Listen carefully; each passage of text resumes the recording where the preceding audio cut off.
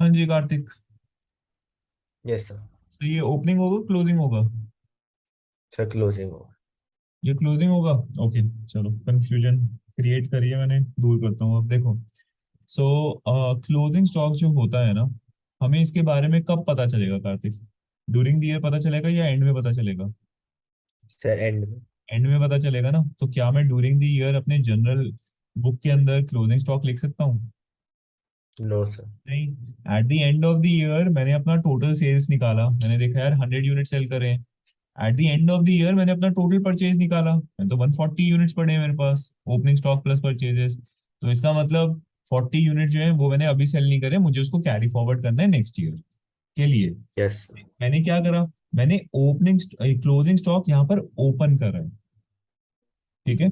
Yes तो सही बोला था सर मैंने। हाँ, तो लॉजिक भी तो पता होना चाहिए, तभी तो मैं कंफ्यूज कर रहा था तेरे को।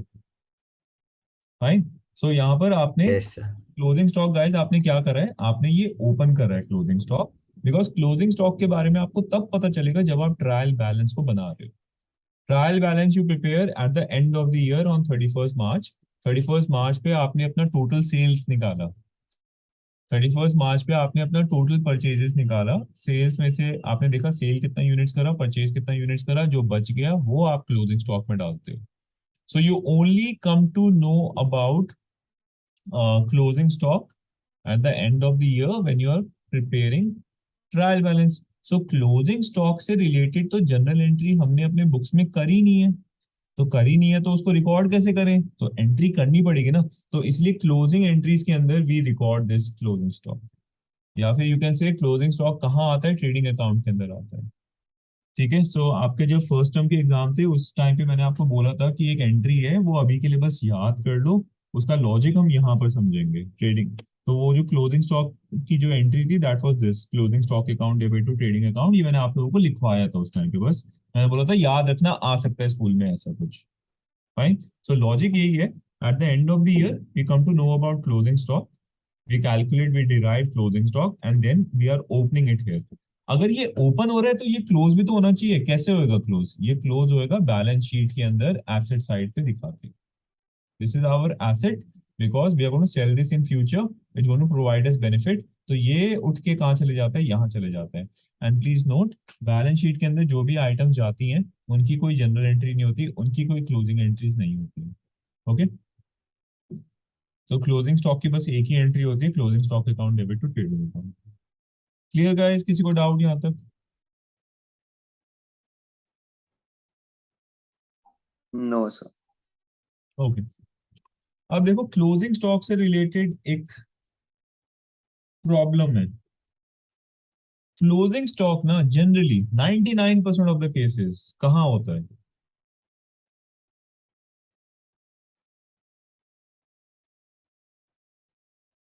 ये ट्रायल बैलेंस बना है, यहाँ पर आपका ओपनिंग स्टॉक मिल जाएगा आपको, यहाँ पर आपको सेल्स मिल जाएगा, परचेजेस मिल जाएगा। ठीक है, ये सारी चीजें यहाँ पर आपको मिल जाएंगी। बट जो आपकी क्लोजिंग स्टॉक होती है ना, in 99% of the cases, when I am saying 99% मतलब generally, generally it is outside the trial balance. Trial balance के नीचे यहाँ पर लिखा होता है closing stock as at 31st March, जो भी ईयर है, और आपको वैल्यू गिवन होगी। ठीक है। जब ये सिचुएशन होती है ना, दैट मीन्स व्हाट, कि ये जो परचेजेस है ना, क्लोजिंग स्टॉक इस परचेजेस के अंदर ही है इंक्लूडेड। मतलब मैंने आपको अभी एग्जांपल क्या दिया था, ओपनिंग स्टॉक हमारे पास 20 यूनिट्स है, सेल अपने हमने कितना करा, 100 यूनिट्स। हमने परचेजेस, नेट परचेजेस की बात कर रहा हूँ, परचेज माइनस परचेज रिटर्न, ये मेरे पास 120 यूनिट्स है। तो अब यहाँ पर पता चल रहा है ना, ये देखो ये 140 यूनिट्स हमने परचेज करा एक तरीके से, और हमने सेल कितना करा, 100 यूनिट्स हमने सेल करा। तो इसका मतलब 40 यूनिट सेल नहीं हुए।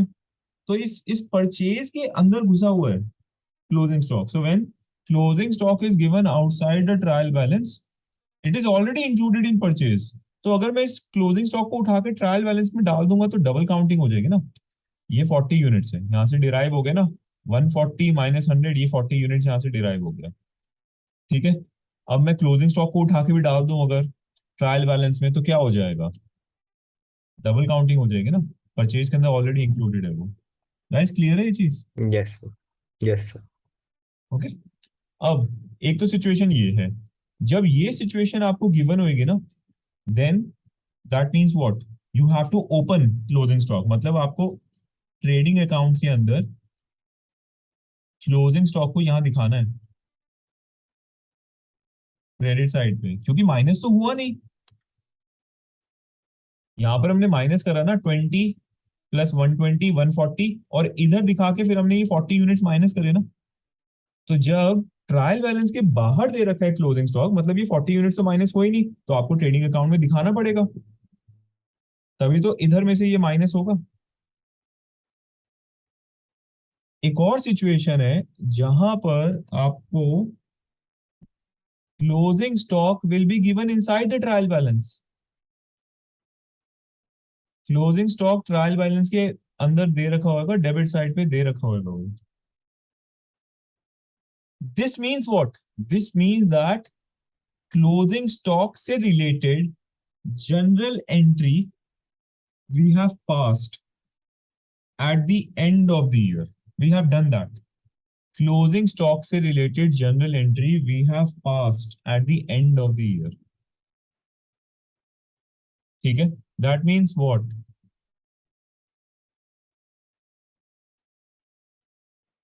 अगर क्लोजिंग स्टॉक ट्रायल बैलेंस के अंदर दे रखा है, दैट मीन्स क्लोजिंग स्टॉक जो है वो एडजस्ट हो चुका है। कहां से? परचेज से। मतलब आपको यहां पर अब गिवन होगा 20 यूनिट्स, यहां पर गिवन होएगा 100 यूनिट्स, यहां पर परचेजेस गिवन होंगे आपको 80 यूनिट्स, एंड यहां पर क्लोजिंग स्टॉक 40 यूनिट्स। गाइस दोनों केसेस समझ आ रहे हैं? क्लोजिंग स्टॉक जो ट्रायल बैलेंस के बाहर है और क्लोजिंग स्टॉक जो ट्रायल बैलेंस के अंदर है, क्या डिफरेंस है? Yes sir. ठीक है। सो आपको क्वेश्चन जो है वो यूनिट्स में थोड़ी गिवन होएगा, क्वेश्चन में आपको रुपी वैल्यू गिवन होएगी, but for your understanding you should know कि अगर क्लोजिंग स्टॉक बाहर दे रखा है, मतलब क्लोजिंग स्टॉक हमने ट्रायल इससे परचेजेस में से माइनस नहीं करा। अगर क्लोजिंग स्टॉक ट्रायल बैलेंस के बाहर दे रखा है, मतलब परचेजेस में से माइनस हुआ नहीं, तो आपको ट्रेडिंग अकाउंट में यहाँ दिखाना पड़ेगा, आपको अपने कॉस्ट को कम करना पड़ेगा। बट अगर क्लोजिंग स्टॉक ट्रायल बैलेंस के अंदर दे रखा है, तो इसका मतलब क्या है, closing stock is already adjusted with purchases, it is adjusted with purchases. मतलब क्लोजिंग स्टॉक से रिलेटेड हमने एक जनरल एंट्री पास कर दी है। क्या जनरल एंट्री है वो? ये क्लोजिंग स्टॉक टू ट्रेडिंग नहीं, closing stock account debit to trading account कब आएगा? When you have to do this, when closing stock is written outside the trial balance. जब ये सिचुएशन होगी तो मैंने आपको क्या बोला, the general entry has been already passed. Closing stock हम ऑलरेडी एडजस्ट कर चुके हैं। कहां से एडजस्ट कर चुके हैं? परचेजेस से एडजस्ट कर चुके हैं। तो मतलब हमने परचेजेस को क्या कर दिया, 40 से रिड्यूस कर दिया। कैसे करा? Closing stock account debit to purchases account. You have created an asset, you have created an asset by the name of closing stock, ये रहा। एंड देखो परचेजेस क्रेडिट करा, मतलब आपने अपने परचेजेस को रिड्यूस कर दिया 40 से, और यहां पर आपने 80 दिखाया। Is this clear? किसी को समझ आया ये? आ गया सर। ठीक है। And the last thing, when closing stock is given outside the trial balance, आपने ओपन करा और फिर आपने उसको बैलेंस शीट में दिखाया। When trading stock is given inside the trial balance, it will not appear in trading account, because जब आप यहाँ पर परचेजेस लिख रहे हो तो वो ऑलरेडी क्लोजिंग स्टॉक यहाँ से माइनस हो चुका है। तो इसीलिए आप ट्रेडिंग अकाउंट के क्रेडिट साइड पे क्लोजिंग स्टॉक नहीं दिखाओगे। When it is inside the trial balance, you are only going to show this closing stock in the balance sheet on the asset side because it's your asset। Rushel, Shivangi, any doubt? थोड़ा बहुत समझ आ रहा है? थोड़ा Yes, sir. बहुत तो आ रहा है। लिख रहा है रुशेल तू साथ साथ? सर मेन लिख रहा हूँ सारे फॉर्मूलाज और जो आपने लिखवा है। Send the recording. कल की जो क्लास हुई ना, उससे पहले एक बार प्लीज ये रिकॉर्डिंग वॉच करके आना, इट विल बेनिफिट यू। हाँ ठीक है, हाँ जी। तो कल क्वेश्चन जब करेंगे, न्यूमेरिकल्स जब करेंगे, तो और ज्यादा ये क्लियर होगा। Okay, guys, last topic, and then we'll do the questions tomorrow in the class. So last topic क्या है? Last topic is direct expense, जो आपको learn करना है. So what all are direct expense? ये लिख लो. First is your wages. ठीक है? Wages is also known as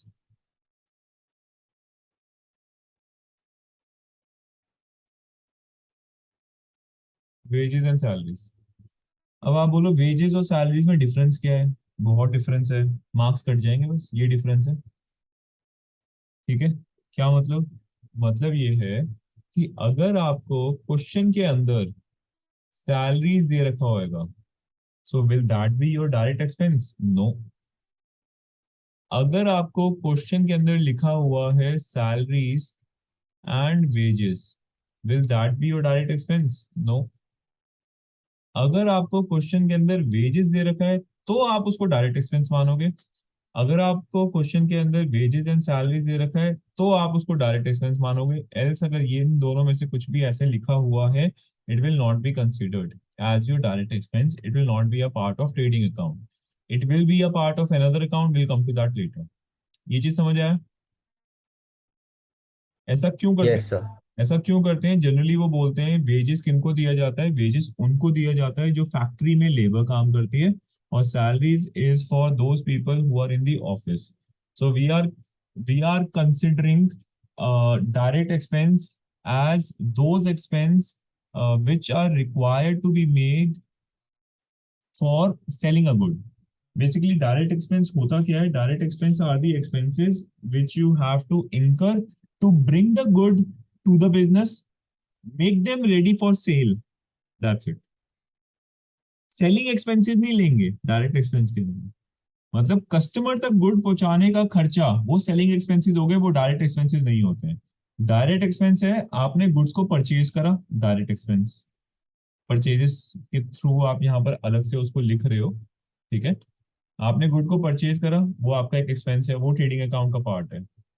फिर उन गुड्स को आप अपने गोदाम तक लेके आ रहे हो, तो उसमें आपने जो एक्सपेंडिचर इंकर करा, transportation expense, cartage expense, carriage expense जो आपने इंकर करा, डायरेक्ट एक्सपेंस. उन गुड्स को रेडी करना, कस्टमर्स के लिए वो गुड्स को रेडी करना, मैन्युफैक्चर करना, डायरेक्ट एक्सपेंस. उसमें कोई भी खर्चा हुआ, डायरेक्ट एक्सपेंस.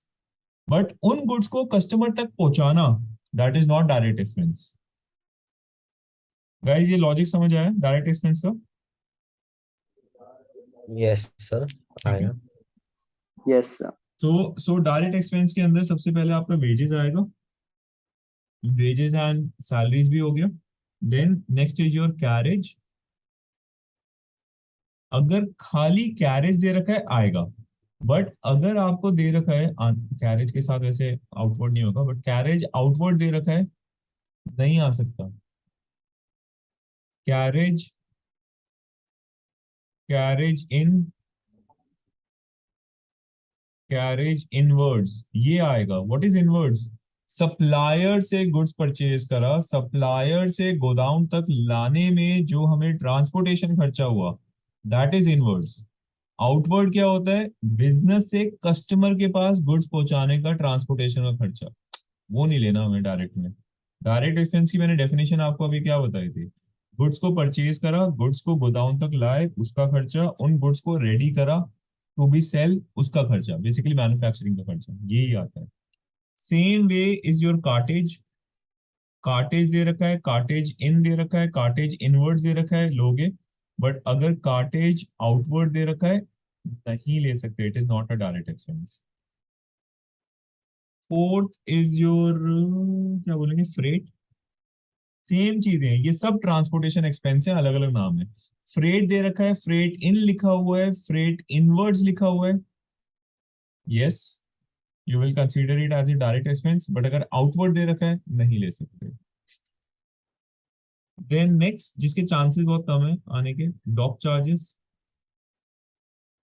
डॉक चार्जेस क्या है? आपने गुड्स परचेज करे, अब्रॉड से परचेज करे, शिपमेंट के थ्रू वो आया. ठीक है, जो शिप है उसने सारे गुड्स अनलोड करे एंड डॉक पे रख दिए. अब उस डॉक पे गुड्स जो है वो 2 दिन से पड़े हुए हैं, you are arranging for the transportation, वो डॉक्स पे पड़े हुए हैं। अब वो डॉक्स पे गुड्स पड़े हुए हैं, तो जो भी डॉक्स कमिटी है, मतलब जिसका भी डॉक है, वो अदानी पोर्ट का डॉक है या किसी और पोर्ट का डॉक है, तो ये मैजगांव डॉक है, फाइन, ये सब अलग अलग कंपनी है जिनके पास डॉक्स हैं। और ये कंपनीज क्या करती हैं, ये कंपनीज फिर आपसे चार्ज करेंगे, ठीक है, 2 दिन से आपके गुड्स पड़े हुए हैं, तो they are going to charge you 2 days of rent. आप महीने भर के लिए गुड्स वहां पर रखवाओ, महीने भर का वो चार्ज करेंगे, so those are dock charges. Then you have is royalty. Royalty बाद में क्लास में समझाऊंगा, कल अभी लिख लो। Factory rent, gas factory rent आएगा, रेंट दे रखा है नहीं आएगा, क्योंकि अगर खाली रेंट दे रखा है that means it is office rent. Office rent is not a place where we manufacture goods ना, office is not a place where we manufacture goods, तो उसका रेंट नहीं आएगा। फैक्ट्री रेंट स्पेसिफिकली लिखा हुआ है, आएगा।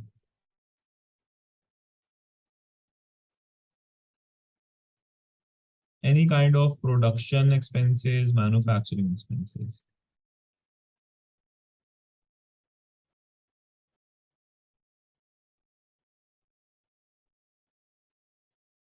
पावर एंड फ्यूल दे रखा है, आएगा।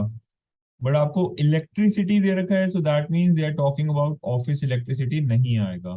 If they have given you factory power, factory electricity, yes it will come. Office electricity और इन जनरल खाली इलेक्ट्रिसिटी लिखा हुआ है, it will not come. Clear?